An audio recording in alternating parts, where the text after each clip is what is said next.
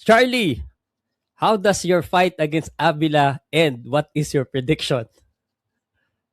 Sa akin, thank you for that wonderful question, Boss Pao. Sa akin, any rounds naman eh. But I will do my best. Even my opponent, ganun din eh.